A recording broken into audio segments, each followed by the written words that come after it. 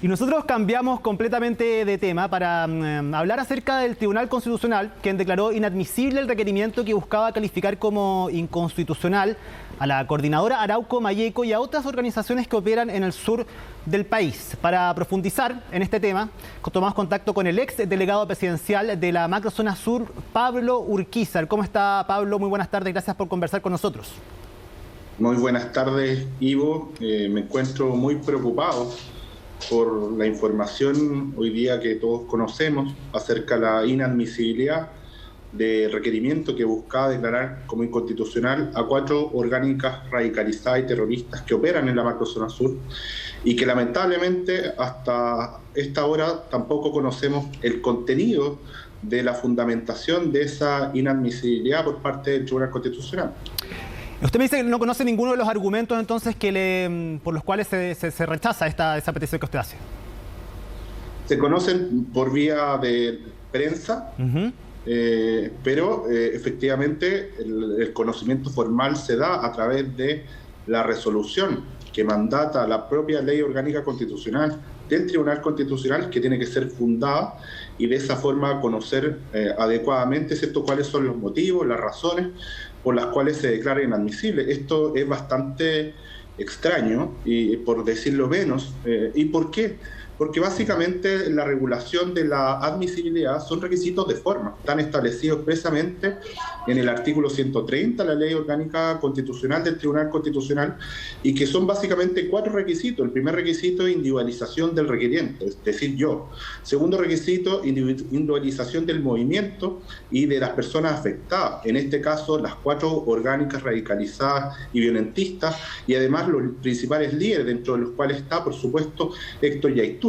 Y también está los hechos en virtud de los cuales, ¿cierto?, se materializa el tipo de utilizar la violencia como método de acción política, que también está claramente identificado. Y el cuarto término es el ámbito de las pruebas en virtud de los cuales yo voy a tener para efectos de acreditar cada uno de los hechos. Y eso es todo lo que está en un escrito extenso de más de 70 páginas, relatado con detalle en el ámbito tanto de los hechos como el derecho. Por lo tanto, desde esa perspectiva parece bastante extraño que desde la perspectiva de la admisibilidad, ¿cierto?, se declare inadmisible sin entrar al fondo, que es lo que efectivamente se necesita para poder acreditar con pruebas, con videos, con declaraciones públicas, ¿cierto?, qué es lo que hacen estas orgánicas radicalizadas y terroristas y cómo ellas afectan no solo en el ámbito penal, sino por sobre todo en el ámbito constitucional, frente a un ilícito constitucional que está establecido expresamente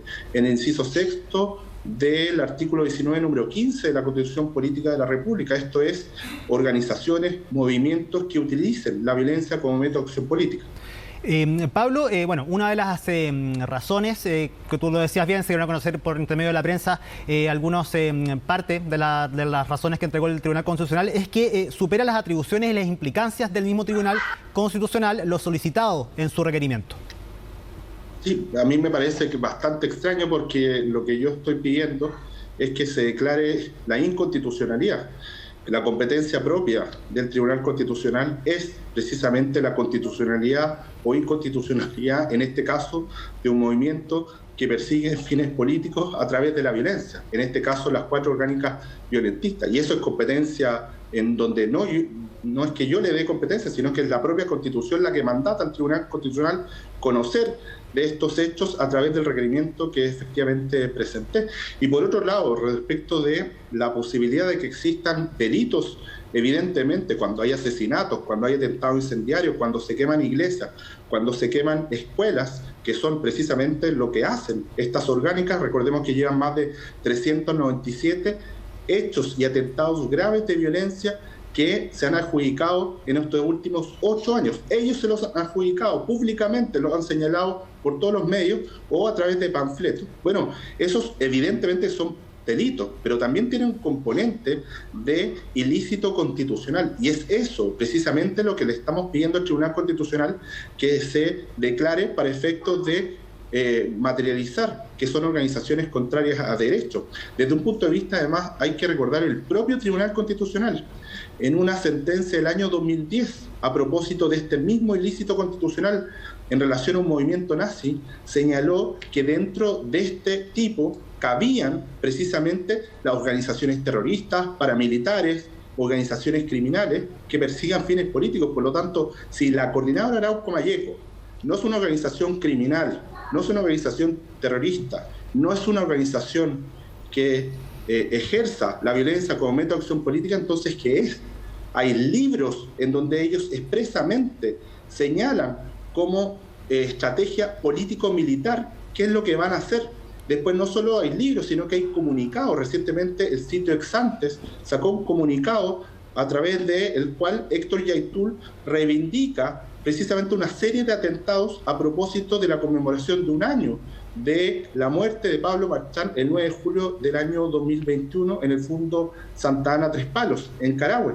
Y desde esa perspectiva, la verdad es que lo que uno se pregunta es ¿qué es lo que está detrás? Porque si estos son requisitos de forma que están establecidos expresamente en la Ley Orgánica Constitucional del Tribunal Constitucional, la pregunta es ¿por qué no se declara admisible o se solicita que se corrijan aquellos aspectos que pudieran estar errados desde la perspectiva de forma para ir a conocer el fondo, ¿cierto? Y esa es la gran pregunta que no la tengo que responder yo, sino que la tiene que responder es el propio Tribunal Constitucional, ¿Pablo? A través de una resolución, que esa resolución sea fundada. Pablo, usted se ve bien crítico acerca de la posición de la presidenta del Tribunal Constitucional. ¿Usted cree que tiene que haber algo de esto con la decisión que se toma? Yo espero que acá los ministros están llamados para velar por la constitucionalidad, ¿cierto?, de los movimientos que están objeto del requerimiento del Tribunal Constitucional. Y eso es un análisis jurídico. Cualquier ideología, cualquier aprehensión o cualquier sesgo de orden político que podría existir tiene que dejarse completamente de lado. Y por lo tanto acá lo que corresponde es que conforme a derecho y de acuerdo a las normas propias de la Constitución, el Tribunal Constitucional admita algo básico, que es que se pueda conocer en el fondo el requerimiento respecto de estas 4 orgánicas radicalizadas y terroristas, que es un hecho público y notorio, que ejercen la violencia como método de acción política. Cuando usted habla de dejar de lado el sesgo político, ¿se refiere precisamente a la presidenta del Tribunal Constitucional? Yo me refiero a que cualquier ministro, la ministra del Tribunal Constitucional es un hecho público y notorio, que fue nombrada en mayo por el presidente de la República, el presidente Gabriel Boric. Es un hecho público notorio también que tiene expresiones de presos políticos, tiene expresiones de actuar al margen de la ley respecto a las reivindicaciones y que eso podrían constituir criminalización del pueblo mapuche. Esas expresiones son parte del fondo, ¿cierto? Y por lo tanto, a mí lo que me corresponde es presentar ese requerimiento y que ese requerimiento, ¿cierto?, el tribunal lo analice con objetividad, con imparcialidad, alejado de todo sesgo de orden político, ideológico, conforme al derecho y conforme a lo que exige el artículo 130 de la Ley Orgánica Constitucional del Tribunal Constitucional, que son la individualización del requerente, individualización del afectado, el movimiento, la relación de los hechos y además las pruebas sobre las cuales se va a acreditar. Eso, todos y cada uno de esos requisitos están en el requerimiento de más de 70 hojas que presenté el 12 de julio pasado.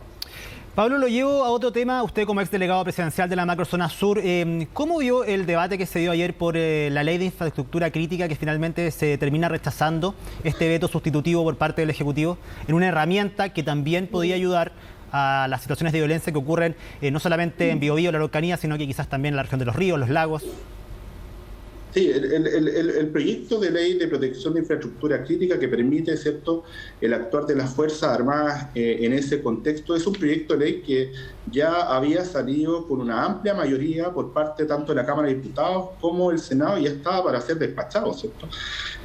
Durante toda su tramitación el gobierno evidentemente no se pronunció y no se pronunció porque efectivamente no era partidario en su minuto de ese proyecto de ley. Recordemos que tanto el presidente como los ministros que hoy día están en sus cargos, ¿cierto?, votaron en contra de ese proyecto de ley y inexplicablemente, ¿cierto?, a última hora se presenta un veto. Lamentablemente ese veto tiene una naturaleza de veto sustitutivo, es decir, es el todo o nada, es decir, los parlamentarios o aprueban lo que el presidente les señala, o simplemente no hay ley, cuando en verdad debería haber sido un veto aditivo, es decir, que se corrigieran ciertos aspectos específicos del proyecto de reforma constitucional, de manera tal que los parlamentarios tuvieran la libertad de poder aprobar o rechazar esos aspectos específicos, y si los rechazaban se mantenía la esencia de ese proyecto, que había sido no solo solicitado por los parlamentarios, sino que además muy demandado por parte de la ciudadanía. Y es evidente que no podía ser un reemplazo del estado de emergencia en la macrozona sur. ¿Y por qué? Porque simplemente, ¿cierto?, en la macrozona sur existe un nivel de violencia que es muy distinto a aquello que quiere proteger el proyecto de infraestructura crítica por parte de las Fuerzas Armadas, y además porque existe hechos acreditados de efectividad, y que no lo digo yo lo dije en su minuto cuando estaba en el cargo, ¿cierto?, en el gobierno del presidente Piñera, con un 45% menos de violencia, sino que además lo defiende hoy día muy claramente el gobierno a través de la ministra Sichel, donde señala que los hechos de violencia se han disminuido en un 30%, y por lo tanto, desde esa perspectiva, lo que veo con lo ocurrido el día de ayer es una decepción frente a lo que la ciudadanía quiere, ¿cierto? La ciudadanía quiere más herramientas para la seguridad, no solo en la macrozona sur, sino en el resto del país. Recordemos que el proyecto de infraestructura crítica no solo decía relación con rutas, sino también con servicios básicos de agua potable, luz, sí, o también hospitales, escuelas, y por lo tanto es esa la preocupación que se tiene que tener, es decir, cómo desde la perspectiva del Estado se proveen más herramientas para efecto de dar mayor seguridad a las personas y poder combatir claramente el terrorismo, el narcotráfico y el crimen organizado. En el sur está la Coordinadora Arauco-Mayeco, está la Resistencia Mapuche Lafkenche, está la Huaychana Camapo, pero ya vemos en el norte que está el Tren de Aragua, que está Jalisco Nueva Generación, que está también el cartel de Sinaloa, y por lo tanto es todo eso lo que debe proveer el Estado a través de distintas herramientas para poder combatirlos adecuadamente y que sus integrantes sean detenidos y condenados como en derecho corresponde. Pablo, hoy día el gobierno anunció nuevamente una prórroga, va a solicitar una prórroga al Congreso para extender nuevamente el estado de excepción constitucional en las regiones del Biobío y la Araucanía. Dos preguntas acerca de eso. Uno, ¿qué le parece la aplicación finalmente de este estado de excepción que, de aprobarse, cumpliría 3 meses bajo el gobierno del presidente Gabriel Boric? Y por otro lado, ¿usted cree que esto se debería haber ampliado a la región de Los Ríos? Sí, lo primero es que cuando existen situaciones excepcionales se requieren medidas excepcionales, ¿cierto? Y acá hay una situación muy clara. El gobierno lo ha señalado, ¿cierto? Se han disminuido los hechos de violencia sustantivamente en las 4 provincias de la macrozona sur, y eso da mayor tranquilidad a las familias mapuches y no mapuches que viven en Quibico, que viven en Tirúa, que viven en Capitán Pastene, en Ercilla, Coyipulli y Lumaque. Por lo tanto, en eso hay que pensar siempre en el bien de las personas que viven en esos lugares. Desde otra perspectiva también hay que pensar que efectivamente el estado de emergencia no debe pensarse desde las restricciones de derecho, porque este estado de emergencia, así como el del gobierno anterior, no ha restringido ningún derecho ni garantía fundamental. ¿A quiénes sí ha afectado?